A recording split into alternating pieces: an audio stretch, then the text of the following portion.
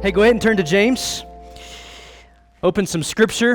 If you have a Bible on you, if you don't have a Bible on you, there's one under the chair around you. And you can pull up the Bible app as well if that works easier for you and follow along there. We'll have the scriptures there in the Bible app along with some announcements.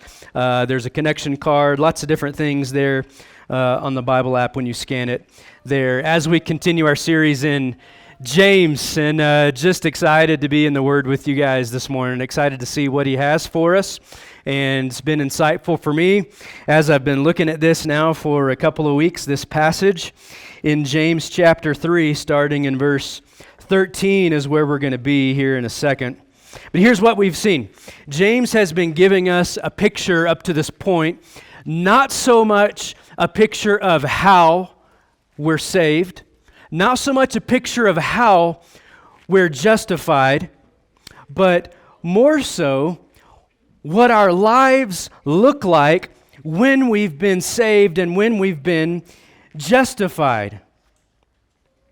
He's taken some time to show us what the marks in our lives are that show that the gospel's really taken root in our lives. And along these same lines, can we just say up front, if you're just jumping in with us as a church family, if you're pretty new to joining us on Sunday mornings, can we say this together, that our desire is to be a church so changed by the gospel that it affects our actions, right? So changed by the gospel, who Christ is and what he's done, that it affects our actions, how we treat each other, how we treat the people here in our valley. And so here's where we're going today. There's this contrast on the horizon for us this morning, a contrast on the horizon, and it has to do with wisdom. It involves wisdom, and this might be the thesis for today. And so if you're looking right up front for the main point of where we're going this morning, here's where we're going. If you've been changed by the gospel of Christ, you'll have a heavenly, God-originated wisdom. If you haven't been changed by the gospel, you'll be dominated by self-absorption. Your life will show that actually you're still really the one on the throne of your heart. And said another way, wisdom is a mark of having been changed by the gospel. Wisdom is a mark of having been changed by the gospel, and that is demonstrated in how you treat others. And that's so much of what James is writing about. That's so much of what we've seen here, of what James is covering, how the gospel affects how we treat others, right? That's what we're looking at, how the gospel changes how we treat others. He's just finished writing about partiality toward others, if you remember where we've been so far. Right? That the gospel affects us not being partial to others. He's just finished writing about partiality toward others. He's just finished writing about showing our faith in taking care of other people, about not using our words to crush people, if you were here last week.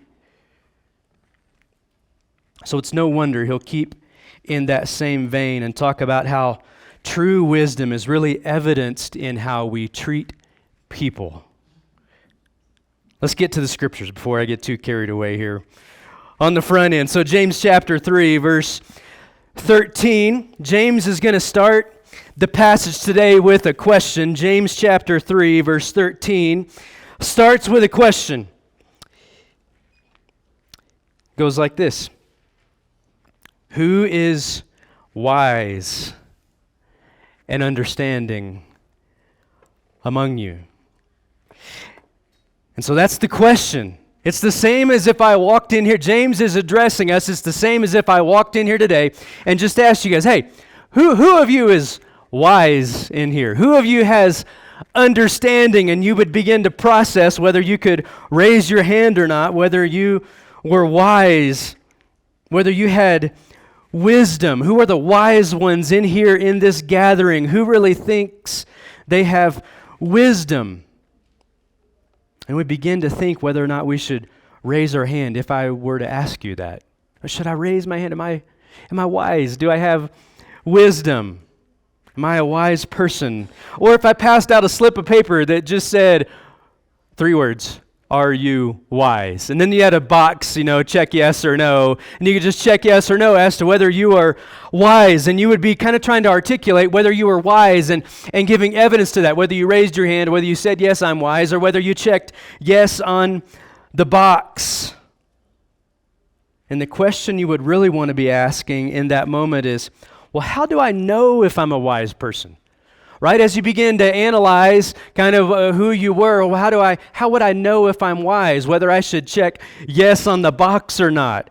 How do I know if I'm a wise person? And that's the question James really answers. And so let's keep reading verse 13. We'll start at the beginning and then finish down through the rest of that verse.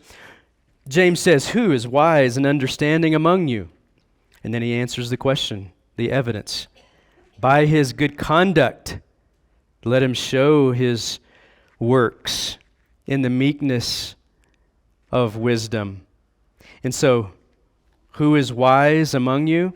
Well, the one whose conduct proves it. That's who's wise among you. The one whose conduct proves it. That's what James just said. Who's the one with wisdom? The one whose actions are wise and humble toward others. Again, remember the broader context. James keeps walking down here and saying the gospel is the understood part, that he's addressing believers, those who have been changed by the gospel, and he's saying this is what life looks like, and then he begins to say, here's what a life changed by the gospel looks like, and here's what a life changed by the gospel looks like. It's in how you treat people. It'll come out in how you treat others, and that's what he says here. It's by your good conduct and your care for others that reveals wisdom. Wow, right? What's the evidence that you're wise? Well, it's in how you treat others. Are you selfless in the way you treat others? Here's the takeaway. It's your good conduct and care for others that reveals wisdom. It's not how much you know. It's not how many books you've read. It's evidenced by your life and how you treat others, your conduct with others that reveals wisdom. Remember, we said a second ago that there was a contrast coming. What's the opposite of this kind of wisdom that's evidenced through our conduct? What's the contrast? If that's one kind of wisdom here, and we're going to continue to read and see this contrast, one type of wisdom versus another wisdom, which is really false wisdom. What's the contrast? Well, a life that has not been changed by the gospel displays something different than the wisdom we just read about. Let's look at the scriptures, James chapter 3, verses 14 and 15. As we regularly do, why don't you take a break from hearing my voice and read this with a couple of people around you. James chapter 3, verses 14 and 15, and see what the evidence is of someone who does not have this godly wisdom that comes from the gospel. Ready, go.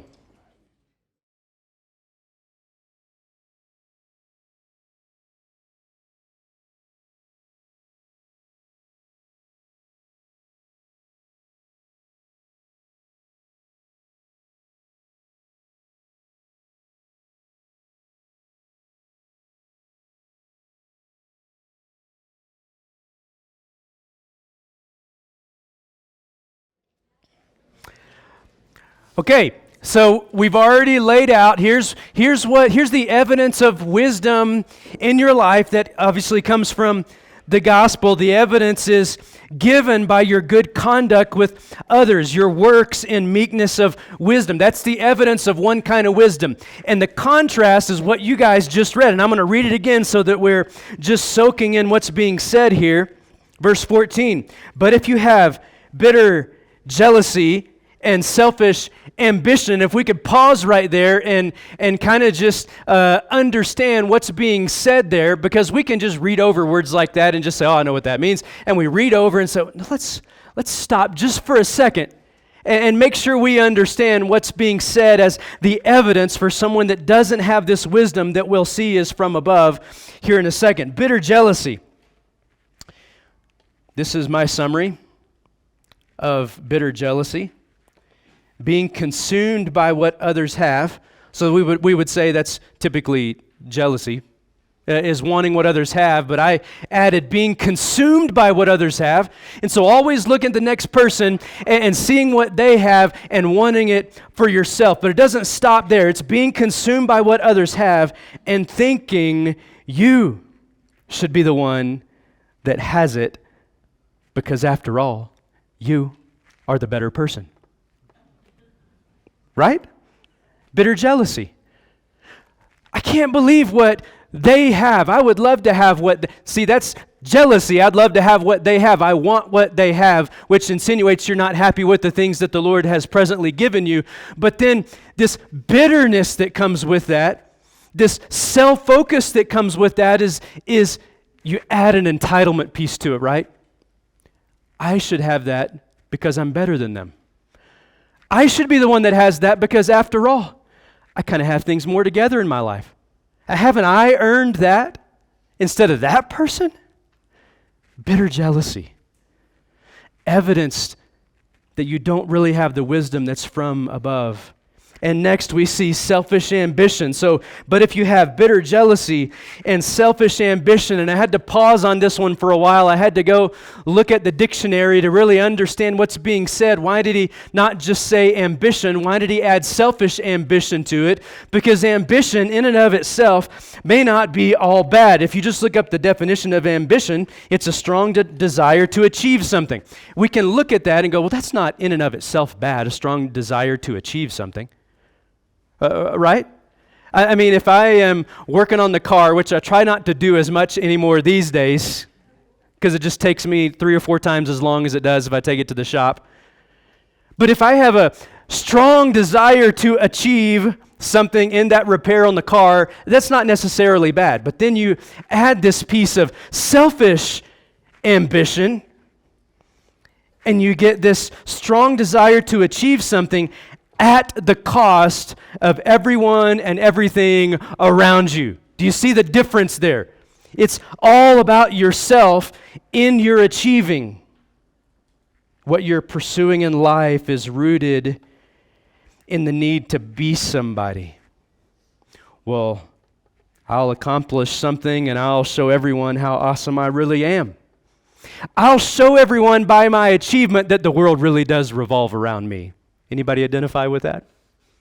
Selfish ambition. Bitter jealousy, selfish ambition. Now let's go back to verse 14. This is what you just read. But if you have bitter jealousy and selfish ambition in your hearts, do not boast and be false about the truth. If we can summarize that and say, hey, don't fool yourself.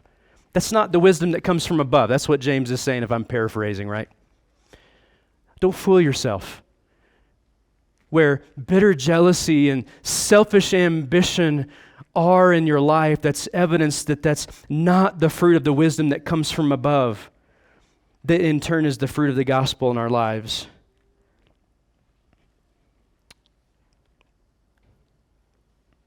Verse 15. This is not the wisdom that comes down from above, but is earthly, unspiritual, demonic. Do you see the contrast going on here that James is painting? These two kinds of wisdom. One is true wisdom from above, from God. The other one is not from God. And so what's the sign that you're not wise, that you don't have wisdom as a result of the gospel in your life? Well, self-absorption. If we could zero in on that. What's the evidence? Well, it's self-absorption, bitter jealousy, selfish ambition. Do we see the contrast? God's wisdom as a result of the gospel is selfless and humble.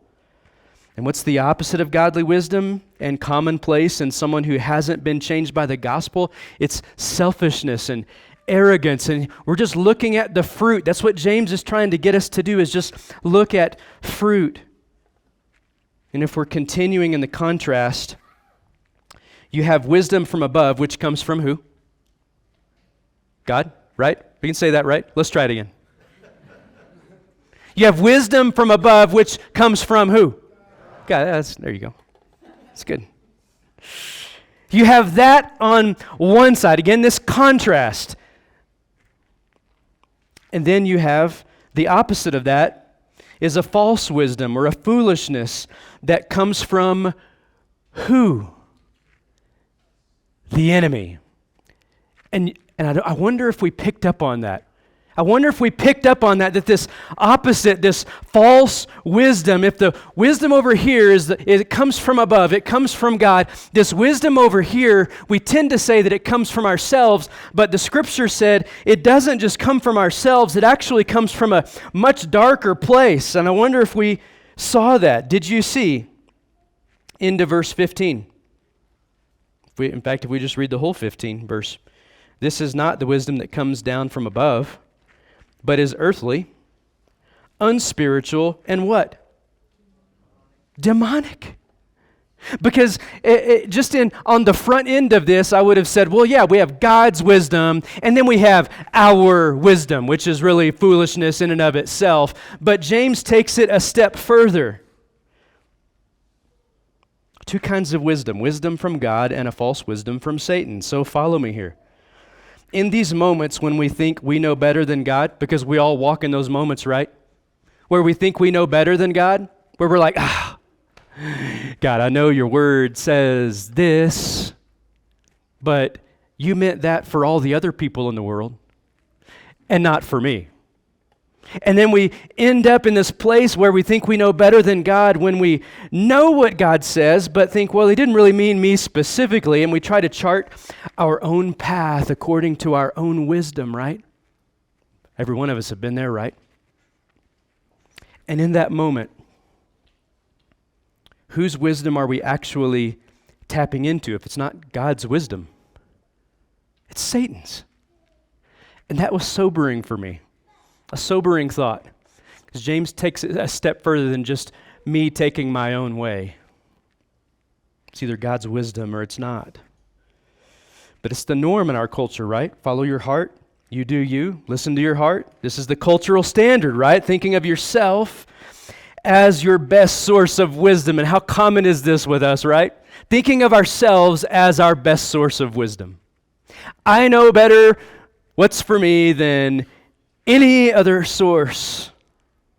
I would say don't get sucked in. If you don't have wisdom from God, his wisdom, then anything else that you may have is not from him. As James says, it's earthly, unspiritual, even demonic. And so the wisdom that you think comes from you is ironically not from you at all. It's actually from Satan. That's, again, sobering. So we have, if we're doing this contrast again, we have godly wisdom and we have false wisdom, and now let's get practical. What do our lives look like when each of these has taken hold of us? Because James paints this picture for us. It's really cool where he says, okay, you have these two different kinds of wisdom, a true wisdom from God, a false wisdom from Satan, and then James gives us a picture. He paints this picture for us of what our lives look like when we have one or the other. And so, what do our lives look like when each of these has taken hold of us? What's the result of living in false wisdom and selfishness? And what's the result of living in godly wisdom or selflessness? Here's the picture James paints. Look at chapter 3 again, verse 16. He's going to talk about the wisdom that is not from God, that's not from above, what it looks like when it takes hold of us. Verse 16, for where jealousy and selfish ambition exist, remember that's the evidence of the false wisdom, there will be disorder. Does that sound fun to anybody? And every vile practice. What does it look like when our lives are dominated by an earthly, unspiritual, demonic wisdom, the wisdom that's not from the Lord? What does that look like when it takes hold of our lives? Will there be disorder and every vile practice? Verse 17, again, here's the contrast, but the wisdom from above is first pure, then peaceable. And again, remember James's overall context. He wants to show us how to interact with each other as believers, with people in our lives in light of the gospel. What does it look like? What does that wisdom look like? But the wisdom from above is first pure, then peaceable, gentle, open to reason, full of mercy and good fruits, impartial and sincere. What a contrast, right? To disorder and every vile practice. And then what James gives us here as the fruit of godly wisdom in our lives. It's the result of gospel change. When we're changed by the gospel, we begin to live by godly wisdom, and the evidence of godly wisdom in our lives is selflessness, especially in the ways we treat those around us. So let's finish up here. If we're taking all this kind of into account, if you notice, up to this point in this passage we've read right here, James hasn't told us how to get wisdom. But if you've been here in the weeks before, in the lead up, or if you've spent much time in James, specifically chapter 1, James has already told us how to get wisdom. Do we remember how we get wisdom? Anybody? Ask, pray, ask. Well, who are we asking for wisdom? I knew you guys would get it the second time. Right? We ask God. James has already told us that in chapter 1. It's the importance of reading in context, taking into account the whole work here. This is this is the ultimate sign that you don't think you should be on the throne of your heart. And I wonder if we see that in the asking of God for wisdom, that communicates something about how we think of ourselves and how we think of God. See, our sinful default says, well, I'm the best source of wisdom. We already talked about that a second ago. I do what I want to do. And at the bottom of that thinking is the sinful default of self-sufficiency. I'll do it myself. I've got everything I need. Why would I need to ask God or anybody else for anything? Because I've got it all figured out. I've got all the answers.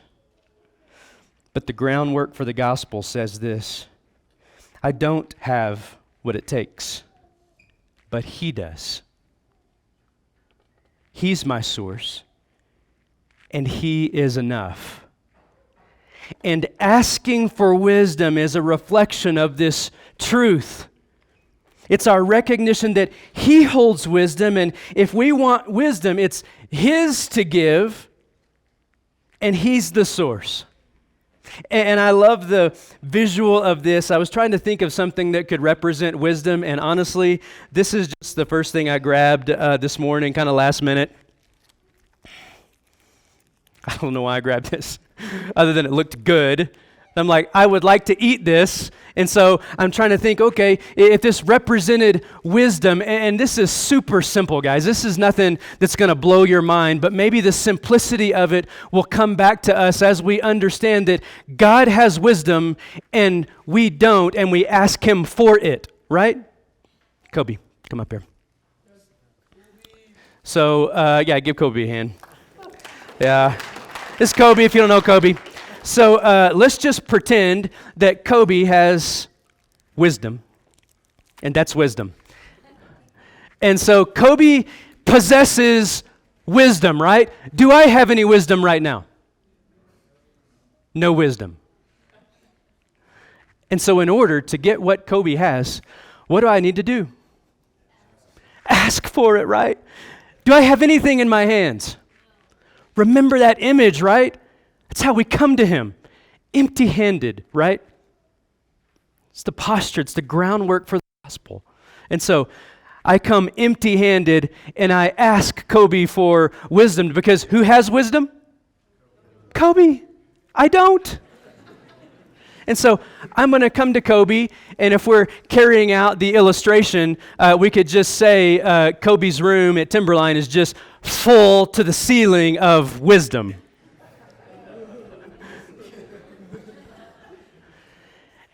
This is not all the wisdom he has, right? So I'm going to go to him and I'm going to ask for it. Kobe, can I have wisdom? Yes. Thanks, Kobe. Give Kobe a hand. It's simple, and in some ways, some of you may be like, it's so simple. Why did he do that whole visual just for something so simple? Because it's the simple stuff that we overlook, right? When we're talking about wisdom and God possessing wisdom, And the fruit of a wisdom that is not from God is the idea that I've got everything I have. My hands are full. Why would I ask anyone for anything? I've got everything I want. And yet groundwork for the gospel says, I got nothing. He's got everything. He's the source. And so when we're looking at wisdom and the fruit of it in our lives and what a false wisdom looks like, and then we see what James has already said about asking for wisdom. It's this beautiful imagery of asking for something we don't inherently have. And that's, I think, where life comes from this morning. When we look at the scriptures and we go, well, where's the life in it? Where's the gospel in it? It's that we are empty-handed, and that's how we come to the Lord. When it comes to wisdom and us asking for wisdom, it's the imagery of asking for something we don't inherently have, and that gives us some overarching truths. Get this, we are a needy people, and He is everything we need. On our own, we lack wisdom. He is wisdom. On our own, we lack righteousness. He is the righteous one. He is righteousness. On our own, we're in the dark. He is the light. On our own, we're spiritually dead. He is life. We could go on and on, right? But it's this imagery of us being empty and Him being what fills us and Him being the sufficient one. And maybe that speaks right into whatever you're walking through this morning and you feel empty-handed. It's the best groundwork for the gospel there is. Because it puts us in a place of dependency on Him, of confessing Him as the sufficient one. That's Jesus. And I wonder if we can allow Him to direct our paths back to Him this morning. That we might see our desperate need for Him and cry out.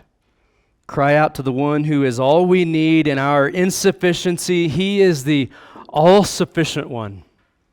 Remember, in our times as we gather together, we're not just adding some moral lessons. We're not just adding some truth to our brains. We're asking, Lord, would you change us from the inside out? Lord, would you help us to understand the beauty of who you are and what you've done, that we would come to you open-handed and empty-handed, Lord, knowing you're the only one that fills. You're the only one that's sufficient for us. And when we look at wisdom, the lesson here is not, hey, just go get more wisdom in your life. Here's some ways to be a wiser person. That would be a dead end, right? We look at Jesus and say, Jesus, you are wisdom.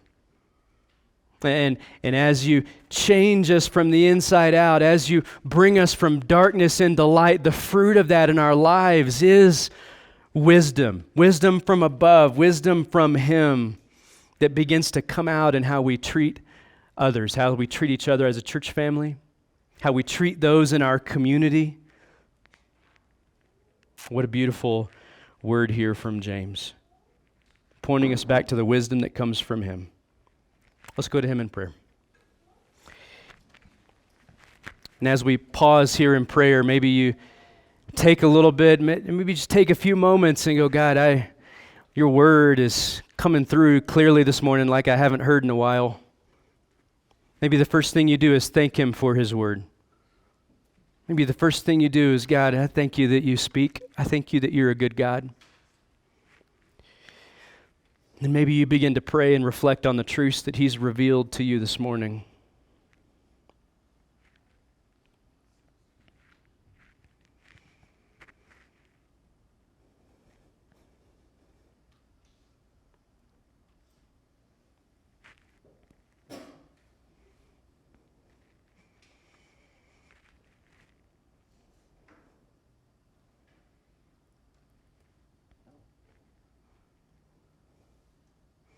God, would you, in your goodness, allow your gospel to burst alive in my heart, in our hearts, to the point that your wisdom begins to invade me, to invade us as a church family.